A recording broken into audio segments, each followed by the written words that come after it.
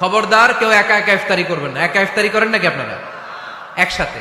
আল্লাহর হাবিব সাল্লাল্লাহু আলাইহি ওয়াসাল্লাম বললেন, কেউ যদি কাউকে ইফতারি খাওয়ায়, যিনি খাওয়ালো উনি রোজা রেখে যেই সওয়াব, খাওয়ানোর কারণে ওই সওয়াব। সাহাবারা বললেন, ইয়া রাসূলুল্লাহ, ইফতারি খাওয়ানোর মতো পয়সা তো আমাদের নাই। আল্লাহর হাবিব সাল্লাল্লাহু আলাইহি ওয়াসাল্লাম বললেন, ওয়ালাউ বিশারবাতি মা, যদি এক ঢোক পানি দিয়েও ইফতারি খাওয়া তবেও এই সওয়াব পাওয়া যাবে। ওয়ালাউ বিআযকা চিলাবান, এক ঢোক দুধ দিয়ে খাওয়ালো। ওয়ালাউ বিতামরা, একটা খেজুর দিয়ে ইফতারি করালো, এই সওয়াব। সুবহানাল্লাহ পড়েন। দুই ভাই ইফতারি করতে বসছেন, আপনার প্লেট থেকে একটা পেঁয়াজু আপনার ভাইয়ের প্লেটে দিলেন, আপনার ভাই একটা খেজুর আপনার প্লেটে দিল, দুইজনের ইফতারি খাওয়ানোর সওয়াব হয়ে গেছে। সুবহানাল্লাহ কইতে পারলেন না? পারবেন সবাই? একসাথে খাবেন না আলাদা? আল্লাহর হাবিব সাল্লাল্লাহু আলাইহি ওয়াসাল্লাম খেতে বসলে কখনো খাবারের বদনাম করতেন না। সহিহ বুখারীর হাদিস, মা আবা রাসূলুল্লাহ সাল্লাল্লাহু আলাইহি ওয়াসাল্লাম তুআমান কাত্তু, কখনো খাবারের বদনাম করেন নাই। এই 63 বছরের জীবনে কখনো না, একবারও না।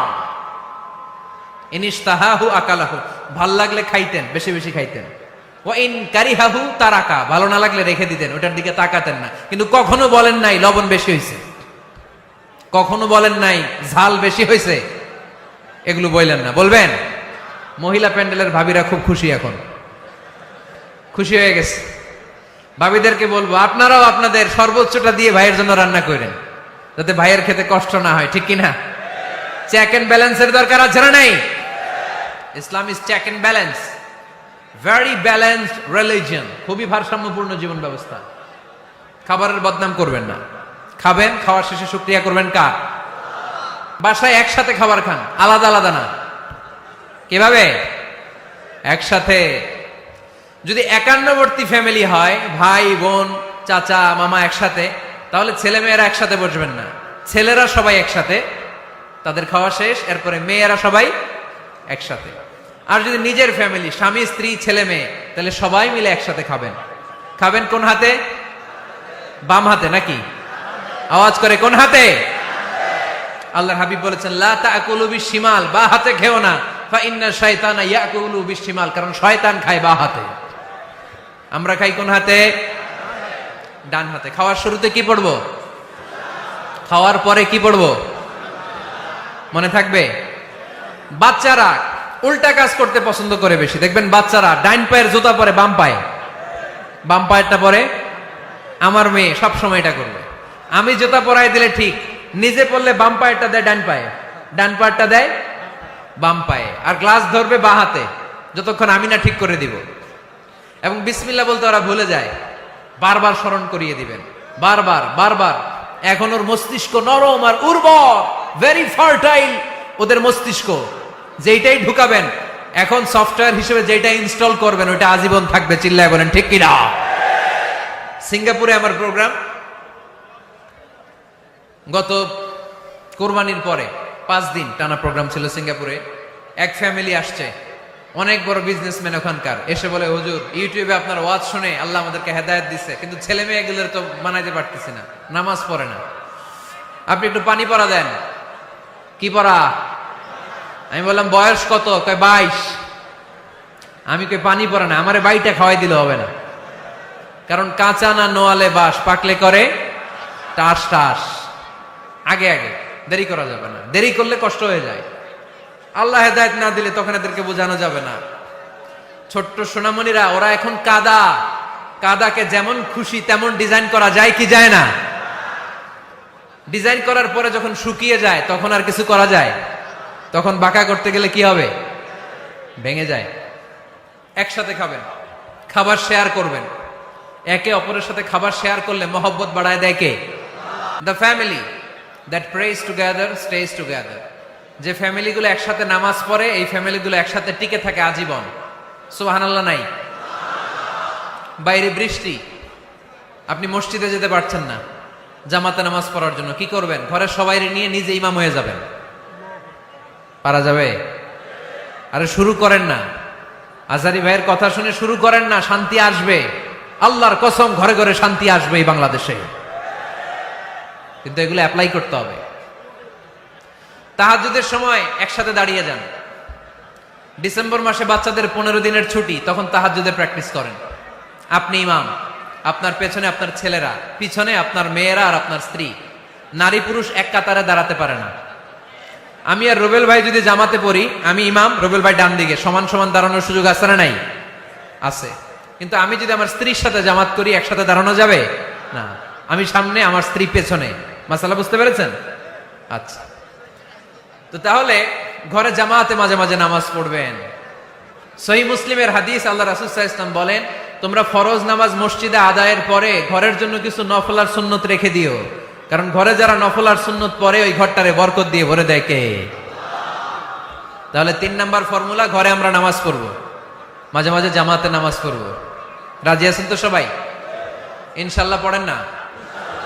ঘরে কোরআন তেলাওয়াত করবেন। কি করবেন? করেন, আপনারা করেন? হ্যাঁ, ঘরে কোরআন তেলাওয়াত করেন প্রতিদিন। ফজরের পরে পাড়াডগায়ের প্রতিটা পরিবার থেকে সুমধুর কোরআনের ধ্বনি ভেসে আসতে হবে।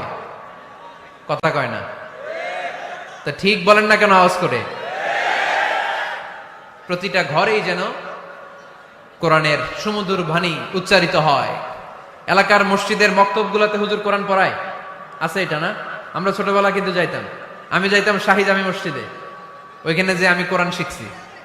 তো মসজিদগুলোতে আপনারা এই মক্তবের সিস্টেমটা চালু রাখবেন, প্রতিদিন সকালে কোরআন পড়বেন। কোরআন যেটা মুখস্থ করবেন স্ত্রীকে শোনাবেন, স্ত্রী আপনাকে শোনাবে। প্রতি মাসের জন্য একটা সূরা নির্ধারণ করেন। কোনটা? একটা। এক মাসে একটা ছোট্ট সূরা মুখস্থ করা যাবে না?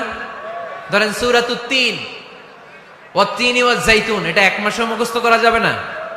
যাবে। আল্লাহর হাবিব সাল্লাল্লাহু আলাইহি ওয়াসাল্লাম আম্মা জান আয়েশা রাদিয়াল্লাহু তাআলা আনহুর কোলের মধ্যে মাথা রেখে কোরআন তেলাওয়াত করতেন। সুবহানাল্লাহ পড়বেন না?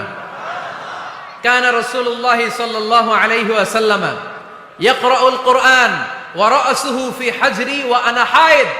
আম্মা জান আয়েশা বলেন, আমার যখন মাসিক চলতো, আমার মেনস্ট্রুয়েশনাল পিরিয়ড চলাকালীন সময়ে আল্লাহর নবী আমার কোলে মাথা রেখে রেখে কোরআন তেলাওয়াত করে আমারে শোনাতেন। এই জন্য স্ত্রীর কোলে মাথা রেখে কোরআন তেলাওয়াত করা সুন্নাত। স্ত্রীর কোলে মাথা রেখে কোরআন তেলাওয়াত করা করেন তো? স্ত্রীর কোলে মাথা রেখে কোরআন তেলাওয়াত করছেন কে কে দেখি? ওই যে সাহস আছে কয়েকজনের, হাত তুলে ফেলছে। মাশাআল্লাহ, মাশাআল্লাহ। হ্যাঁ, স্ত্রীর কোলে মাথা রেখে কোরআন তেলাওয়াত করুন, এটা সুন্নাহ। ঘরে কোরআন তেলাওয়াত করুন। জিন, ভূত, ব্ল্যাক ম্যাজিক, জাদু টুনা, বানমারা সবগুলারে নিঃশেষ করে দিবে কে?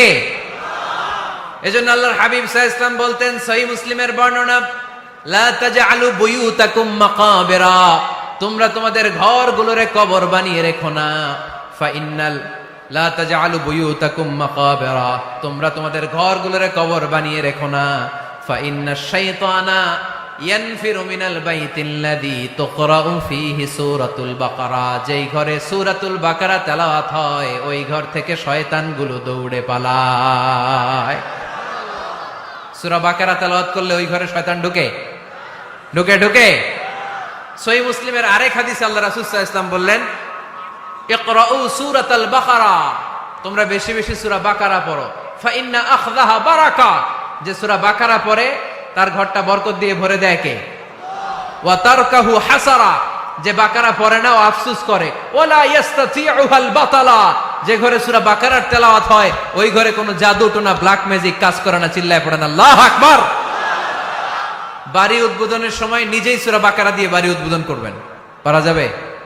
নতুন ফ্ল্যাট উদ্বোধন হয় না, নতুন বাড়ি উদ্বোধন হয় না, ইমাম সাহেব হুজুর যখন দোয়া করতে আসবে হুজুরে বলবেন, হুজুর একটু সূরা বাকারা তেলাওয়াত করেন, পারা যাবে?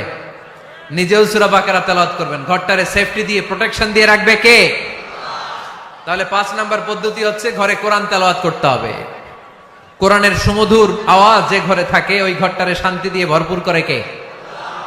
মাঝে মাঝে আউটিং এ যাবেন, বেড়াতে যাবেন, এটা সুন্নাহ। কোরআন আর সুন্নাহ ছাড়া একটা কথা মিজানুর রহমান আজহারী বানায় বলে না, ঠিক কিনা? যেটাই বলবো এটার পরে দলিল হিসেবে কোরআনের আয়াত, নয় সহিহ বুখারীর রেফারেন্স, নয় সহিহ মুসলিমের রেফারেন্স, নয় সুনানে তিরমিজির রেফারেন্স, নয় সুনানে আবি দাউদের রেফারেন্স, অথবা ইবনে মাজার রেফারেন্স, কিংবা সহিহ ইবনে হিব্বান, মুস্তাদরাকে হাকিম, মুসান্নাফ ইবনে আবি শাইবা, একটা না একটা রেফারেন্স দিবই। বানায় কোনো কথা এই কোরআনের মঞ্চে চলতে দেয়া যাবে না। চিল্লায় বলি ঠিক কি না? আপনারা সচেতন হইলেই বক্তারা সোজা। আপনারা যদি বলেন হুজুর মন করে কিছু বলবেন না, কিচ্ছা কাহিনী উল্টা পাল্টা শোনাবেন না, যেটা বলবেন পক্ষে কোরআনের দলিল দিয়ে বলবেন, ঠিক কি না? তাহলেই বাংলাদেশ সোজা হয়ে যাবে। বক্তারা যদি সোজা, বাংলাদেশের সোজা, ঠিক কি না? আর বক্তা করে সোজা রাখতে পারে জনগণ, ঠিক কি না? কোরআন সুন্নাহর বাইরে আজগবি কোনো কথা আমরা শুনতে চাই। আউটিং এ যাবেন, আউটিং, ফ্যামিলি ট্যুরে যাবেন, দলিল দিচ্ছি দাঁড়ান। ফ্যামিলি ট্যুর, সবচেয়ে ভালো ফ্যামিলি ট্যুর হচ্ছে উমরা ট্যুর। কিসের ট্যুর? যদি সামর্থ্য থাকে মাঝে মাঝে উমরায় যান। উমরায় গেলে আপনার অর্থনৈতিক অবস্থাকে সচ্ছল করে দিবে কে? নতুন বিয়ে করেছো, হাজবেন্ড ওয়াইফ, আপনাদের হানিমুনটা মক্কায় করে আসেন, বরকত দিবে কে? তাহলে জীবনটা শুরুই হবে আল্লাহকে সেজদা দেওয়ার মধ্য দিয়ে। আওয়াজ করে বলতে হবে, ঠিক কি না? শ্বশুর মশাই জামাইরে গিফট দিতে চান, উমরার প্যাকেজ গিফট দিবেন আজকে থেকে। পারা যাবে? ওই যে পোলাপাইন খুশি হাততালি দেয়।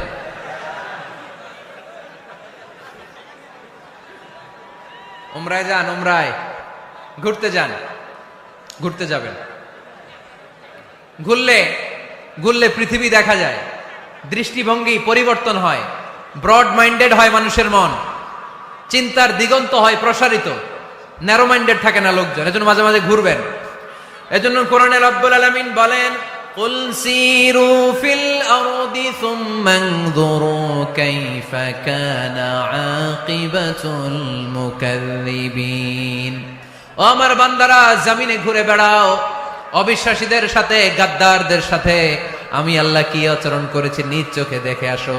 আপনি যদি মিশরে যান, তাহলে মিশরে ফেরাউনের লাশ আছে না নাই? কারুনের বাড়ি আছে না নাই? আপনি যদি জর্ডানে যান, ওখানে ডেড সি, মৃত সাগর। স্ত্রীকে নিয়ে যে বেড়াতে যাবেন, দলিল সহিহ বুখারীর হাদিস, ইদা আরাদা রাসূলুল্লাহ সাল্লাল্লাহু আলাইহি ওয়াসাল্লাম সাফারান আকরা বাইনা আজওয়াজিহি, আকরা বাইনা আজওয়াজিহি ফাআইয়াতুহুন্না খারাজা ইসমুহা খারাজা বিহা। আল্লাহর হাবিব সাল্লাল্লাহু আলাইহি ওয়াসাল্লাম যখন সফরে বেরোতেন, 11 জন স্ত্রীর নাম লিখে তিনি লটারি করতেন। লটারিতে যার নাম আসতো তাকে নিয়ে বিশ্বনবী সফরে চলে যেতেন। সুবহানাল্লাহ, এত আস্তে। 11 জনের নাম লিখে, এটাকে আরবিতে বলে, বুখারীর ভাষায় কুরআ। আরবিতে কি বলে? কুরআ। ইদা আরাদা, আম্মা জান আয়েশার বর্ণনা, সহিহ বুখারীর হাদিস, ইদা আরাদা রাসূলুল্লাহ সাল্লাল্লাহু আলাইহি ওয়াসাল্লাম সাফারান আকরা বাইনা আজওয়াজিহি ফাআইয়াতুহুন্না খারাজা সাহমুহা খারাজা বিহা। 11 জন স্ত্রীর নাম লিখে তিনি লটারি করতেন। লটারিতে যার নাম আসতো তাকে নিয়ে বিশ্বনবী সফর করতে চলে যেতেন। সুবহানাল্লাহ। সফরের মধ্যে রাত্রিবেলায় বিশ্বনবী মরুভূমিতে তাঁবু টাঙাতেন। আম্মা জান আয়েশার সাথে বিনোদনমূলক কার্যক্রম করতেন, হাসি ঠাট্টা করতেন, দৌড়াদৌড়ি করতেন, খেলাধুলা করতেন। সুবহানাল্লাহ পড়েন। দৌড়াদৌড়ি। বিয়ের শুরুর দিকে আল্লাহ রাসূল সাল্লাল্লাহু আলাইহি ওয়াসাল্লাম বললেন, আয়েশা চলো রাতে আমরা একটু দৌড়াই, ওই যে খেজুর গাছ দেখা যায়, কে কার আগে দৌড়াতে পারে দেখি। দুইজনে দৌড় দিলেন। আল্লাহর হাবিব সাল্লাল্লাহু আলাইহি ওয়াসাল্লাম ইচ্ছা করে আস্তে দৌড় দিলেন, যাতে আম্মা জান আয়েশা রাদিয়াল্লাহু তাআলা আনহা ফার্স্ট হয়ে যায়।